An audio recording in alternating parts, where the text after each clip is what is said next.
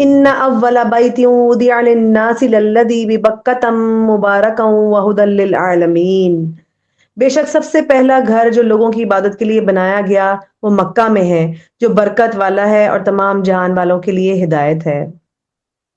مسجد حرام دنیا کی سب سے پہلی مسجد ہے۔ حضرت ابو ذر رضی اللہ عنہ بیان کرتے ہیں کہ زمین پر سب سے پہلی مسجد کون سی بنی؟ میں نے رسول اللہ صلی اللہ علیہ وآلہ وسلم سے یہ سوال کیا تو آپ صلی اللہ علیہ وآلہ وسلم نے فرمایا مسجد حرام یعنی بیت اللہ۔ میں نے پوچھا پھر کون سی؟ آپ صلی اللہ علیہ وآلہ وسلم نے فرمایا مسجد اقصی۔ میں نے دریافت کیا ان دونوں کے درمیان کتنی مدت تھی؟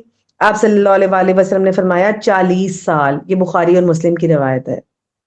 مکہ بابرکت اور محفوظ سرزمین ہے جہاں اللہ تعالیٰ نے اپنا پہلا گھر قائم کیا۔ یہ مقام صرف عبادت کا مرکز ہی نہیں بلکہ روحانی پاکیزگی اور امن کا گہوارہ ہے، گناہوں سے صفائی کا ذریعہ ہے۔ حج اور عمرہ کے لیے اللہ تعالیٰ نے اس کو بنایا۔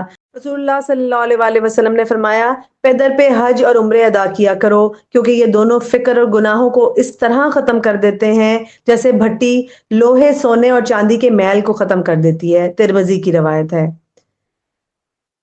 یعنی بیت اللہ دنیا کی سب سے پہلی عبادت گاہ جو انسانیت کے لیے ہدایت کا مرکز اور عبادت کا مرکز تھی۔ ان احادیث سے ہمیں یہ پتہ لگتا ہے کہ مکہ کی سرزمین عبادت، برکت اور ہدایت کا مرکز اور حج و عمرہ اور زندگی میں بار بار کرنا اس کا باعث رحمت اور گناہوں کی معافی کا ذریعہ ہے۔